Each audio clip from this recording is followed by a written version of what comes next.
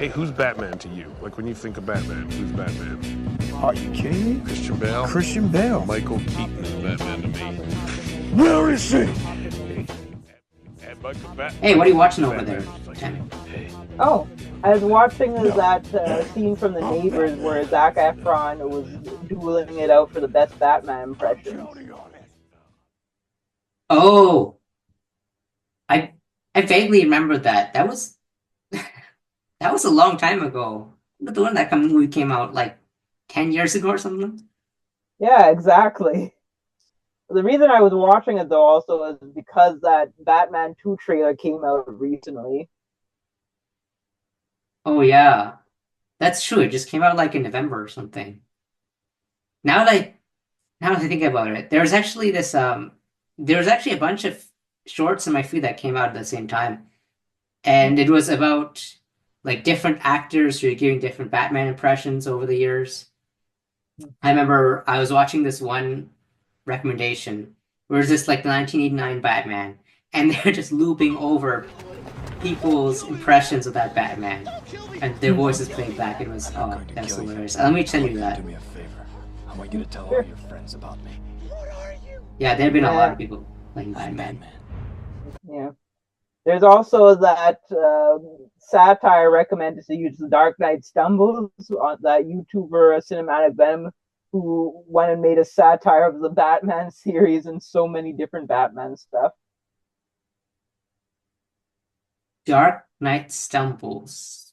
I oh that Yeah, that.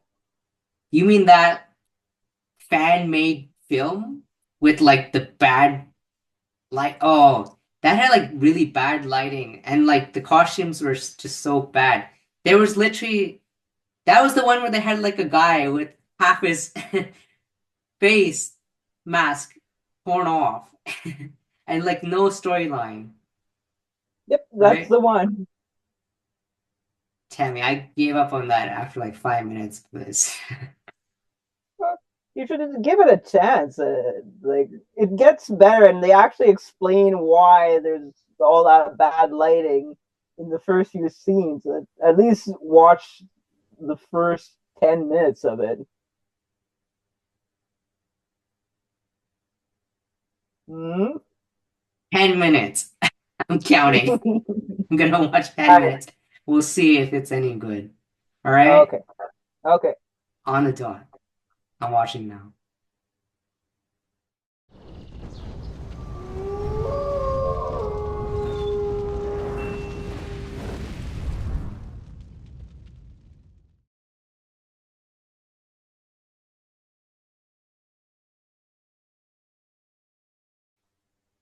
All right. I watched it. Like you said,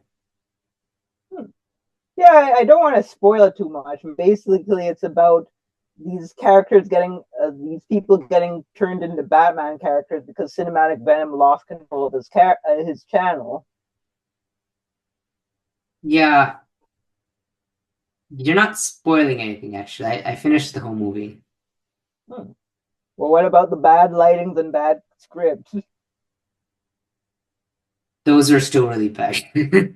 I'm not gonna lie, that was kind of cringy. But to be honest, what I was surprised about was the fact that they actually made this movie in the first place. Like it seemed to me that this was something which is fan made. I don't know how they put it together, if you ask me. Well, remember what I said about the first 10 minutes, right? Yeah, I actually remember that because I remember watching the first 10 minutes, and that was around that time that what is his Cinematic Venom, right? He's the guy, uh, what's his name? Rob. He's the Yeah. actor. So Cinematic Venom is talking about what makes a movie, I guess, worthwhile. As you mentioned, what he says, it's not about lighting, it's not about special effects or costumes, but it's something like more. It's just some entertainment factor there that he's talking about, if I remember correctly.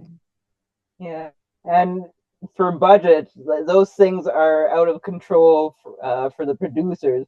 And for amateurs, cost a lot more than that, probably. Yeah, no, definitely. What I'd say is that sometimes a film can have a huge budget. Like, think about it in any Hollywood film. That's billions of dollars of budget, I guess. But that can be wasted, in my opinion.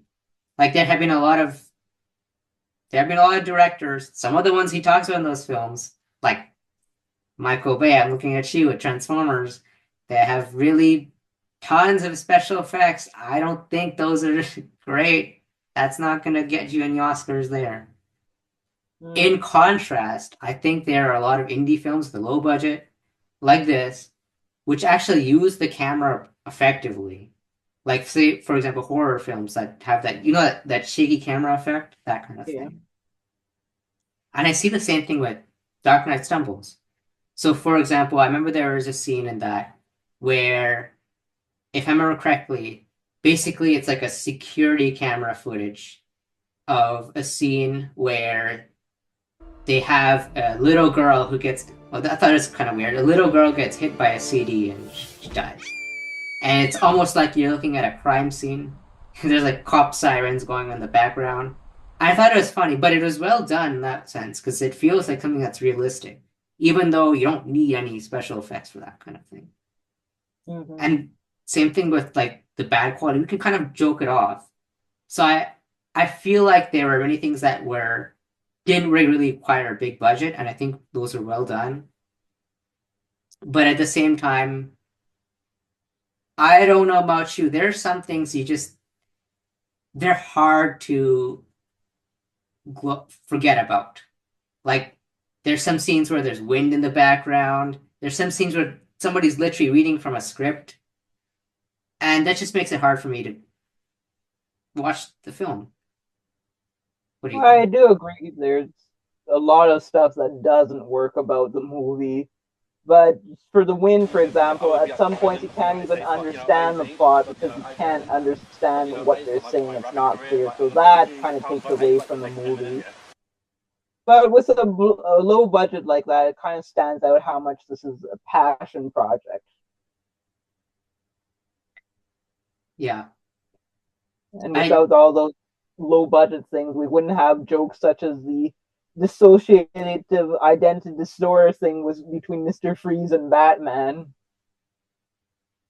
Yeah, that's true. I feel like Cinematic Venom actually acknowledges a lot of that in the movie, and that made me open to watch it in the first place.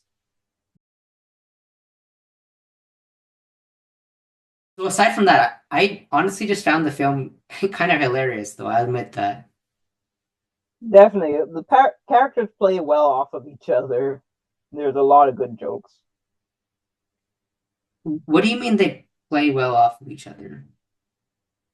Well, I mean that they kind of have good satire in the movie. So, for example, there's a scene in Batman and Robin that's parodied, where in Batman and Robin, Batman is talking to Robin about how revenge will ruin his life. But in Dark Knight Stumbles, he's talking to Bane and saying the same thing, and Bane says, "Well, I'm okay with that," because it's all dramatic in the actual Batman Robin movie where he's talking about it. He really cares about it, and someone who's moral would really think twice about it. Yeah, I don't want my life ruined, but a villain, they've got nothing to lose, so they just pretty much do what they want. Oh, so you mean okay. So you mean the '90s movie Batman and Robin? Yes. Oh, got it. So it's like a parody of that. Yeah, it just hit me right now what you're talking about. Got it. Yeah, honestly, I agree with that now that you mention it. It makes sense to me because I was thinking that some funny things were like the bad costumes and music, but what I found funny is actually that as well, is the fact that there are some characters in the movie who like really, as you said, play well off of each other. To me, yeah, I guess Batman and Bane maybe, but for me it was actually Bane and Joker. Oh my God, that duo right there. So good. I really Yeah. hope Cinematic Venom puts them together at some point in the future. I Well, remember, yeah. the characters, yeah, but I don't think the actor that plays Bane is going to be in the next movie for reasons. It's too bad. Yeah. I what I found so funny was their whole marathon of competing to kill Batman. That was hilarious. They like trying to beat each other at Mario. I'm like, this could be a booper for the real Batman, you know? That's hilarious. And then some other random ones. Like there was one parody of I think Commissioner Gordon in the movie. He like sets off the bat signal, right? This is such a Yeah, one-off joke. because I know in the actual Batman movies where there's all sorts of dramatic music playing when they set off the bat signal, it's Batman has to come in and save the day. And this satire, they ask Commissioner Gordon, why did you set off the bat signal? And he's just like, I was just bored. Oh man, so many fun times. Mm-hmm. That was hilarious.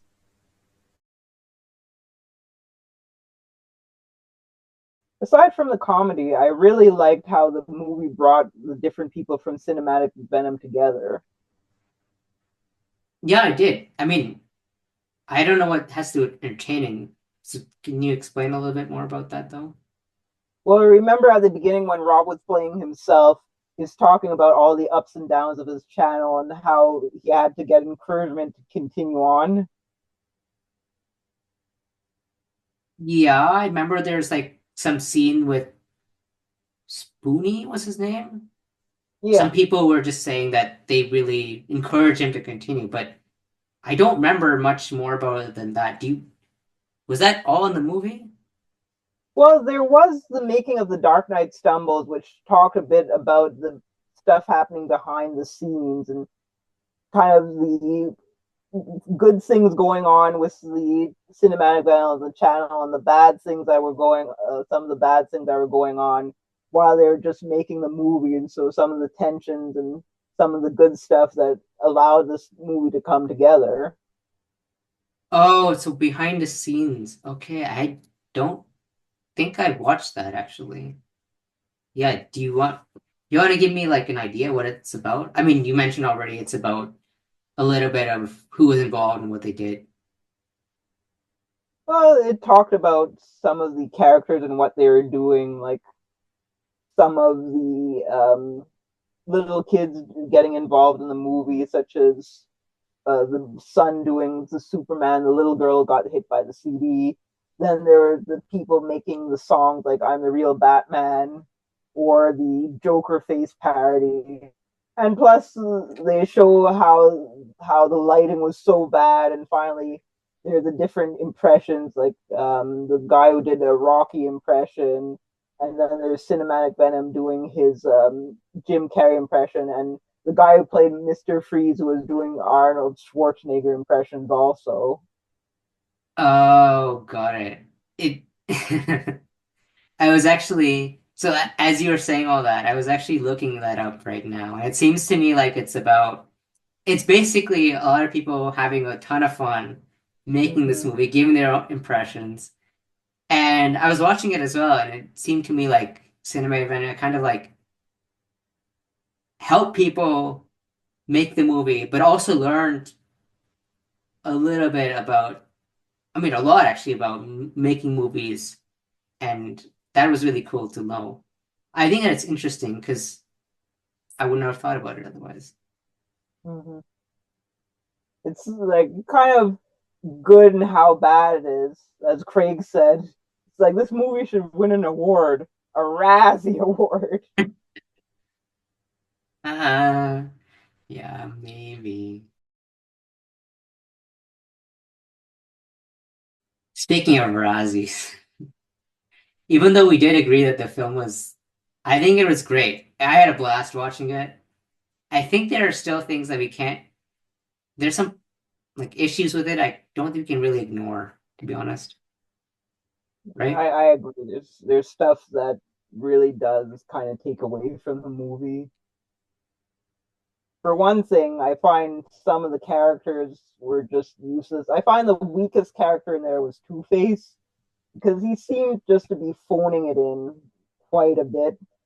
But watching the making of the Dark Knight Stumbles, I think a lot of that had to do with the fact that he didn't like the mask at all. Like I didn't notice until later that there are other characters he plays, such as Jesus, and those characters seem to be done well. So I think just Two Face was like, I hate this thing. It's so uncomfortable, and that made him give like a kind of bad performance. And also, they mentioned in the Dark Knight Stumbles how he was just treating it as an unpaid voluntary project, so he wasn't giving it his all, and he admitted to that because it wasn't paid. Gotcha, gotcha. I honestly didn't mind Two-Face not having much of a role in the story. Now that I think about it, I originally I kind of thought he was just some random character who's just there for the jokes. What I found was more a problem for me was the fact that they had a bunch of storylines going on, but they didn't really connect well together. Like you know how they had the whole Bane and Joker storyline going on, I think in the States, right? Yeah. And then they had like the Two-Face and Riddler storyline going on in the UK. And those are great, don't get me wrong. I like those. But what I thought was weird was they just didn't like connect together. Like it just totally separate. Yeah. So it didn't make sense to me unless there's some kind of sequel to that. And another weird part was just that you know that second Riddler who was there? Yeah.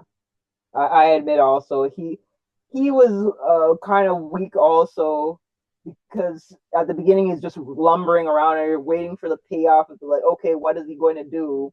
And he only has this monologue right at the end when he's talking with the Joker. I don't know much about the Riddler and Enigma's character. I only know his character from Batman and Robin, where you see more wanting to be ahead of other people by being smarter than them. And the second Riddler in The Dark Knight Stumble says, oh, let's help society by making them realize how dumb society is, which sounds more like the character from Fight Club. And even for the Joker, he's saying this to the Joker, and the Joker seems to be someone who just wants chaos and doesn't even think at all about the society. Now he doesn't respond, so you can't know if the Joker agrees with the Riddler's plan or not. But for the Enigma that I know, that doesn't seem to fit in with his character at all. Oh, you mean Edward Nigma, right? He's Yeah. the guy behind Riddler. I actually don't know much about Riddler compared to other characters. I guess I didn't watch him that much. But yeah, I definitely felt like the second Riddler was very different from the first one. Mm-hmm. He kind of just didn't fit well into the story. Yeah, I agree. Yeah. To be And fair, I didn't hate the characters. It's just they didn't have an understandable place. And the second Riddler shows that extremely where they it was just shoehorned in there. yeah.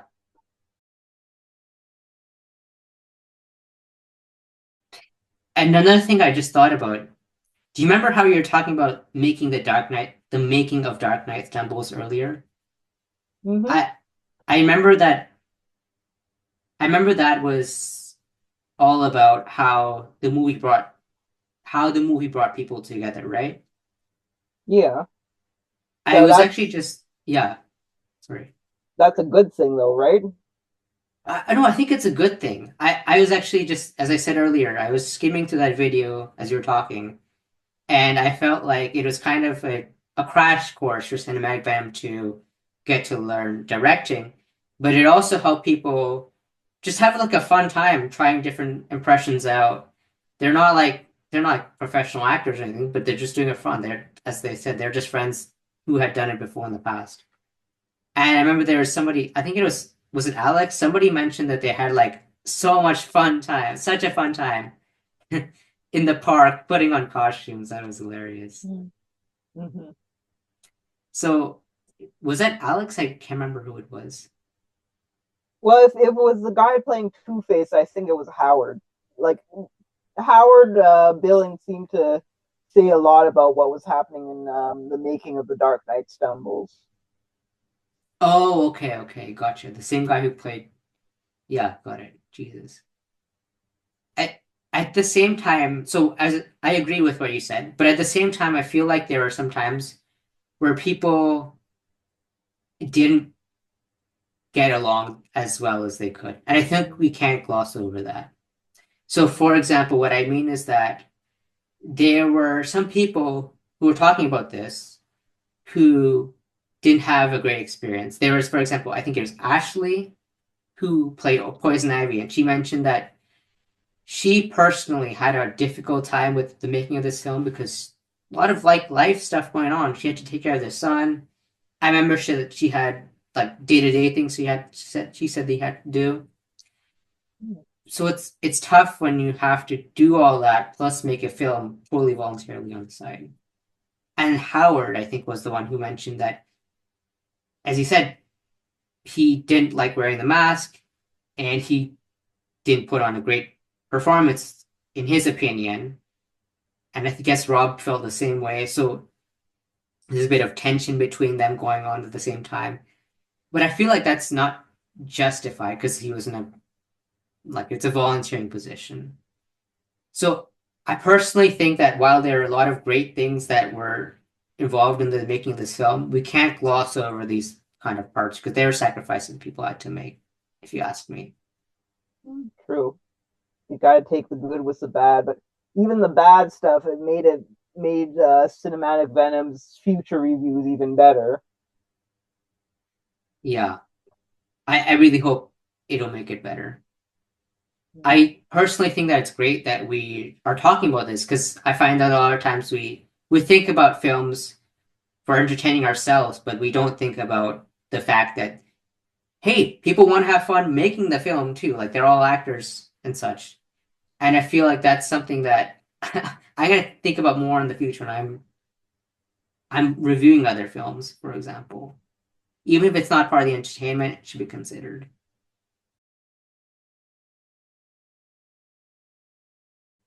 There's a lot we can say about that, but to be honest, I feel like we're almost at our time here. What do you think? Yeah, we should start wrapping up, I guess, and summarizing. Yeah. To be honest, it we may as well come back to the question that Rob or Cinematic Venom actually poses in the movie itself. Is a movie, so what makes a movie entertaining? And does that mean that it's good or bad based on the fact that it's entertaining? What do you feel about Dark Knight Stumbles? Is entertaining to you? Yeah, it's entertaining, but if you ask if it's good, it's not really good. Rob did have a point about it needing work. Yeah, I'd say this. To be honest, I'll tell you what I think. I thought it was hilarious at times. I loved all the parodies. I loved all the reenactment of the Dark Knight scenes. Because personally, I liked all the references. I loved how they were able to really develop these characters out, in spite of them just being amateur actors. I'd love to see some of them in the future skits, if you ask me. Mm-hmm. But at the For same me, time, sorry, at the same time, I'd say that it's not a good movie for all the things that we've talked about already. I hope, however, that they can take something out of this and make the next one, a few sequel, better. mhm. What do you For think? me, I find that I'd say the same thing. It was really entertaining. What I disagree with is the fact that a movie just has to be entertaining to be good, because I find major plot holes spoil the movie. It's a write off for me. There weren't many major plot holes in the Dark Knight Stumbles, except for the fact that the Joker Bane decathlon didn't fit with the Kill Cinematic Venom plot, but it made sense. There was the decathlon, and there was the killing of the Riddler, the Two Face, and Poison Ivy wanted him to go after Cinematic Venom and go and kill him. So is the movie entertaining? Yeah, it is entertaining with its jokes and its parodies. Is it good? No, but I still find Cinematic Venom doesn't give credit where credit's due. It has its ups and downs. Can I go now? Yeah, for sure. What I'd say is that I love the movie. I hope you guys online are going to watch it at some point, and I really, really hope that Cinematic Venom comes out that sequel. We're going to be waiting for that, and that's the whole point of this. Is we're watching out for it, Rob. Hope you come out with it soon. Yeah. That's all I'll say for now. Thanks for watching Parley of the Pack. Make sure to like, share, and subscribe, and we'll catch you again next time. See you. See you guys.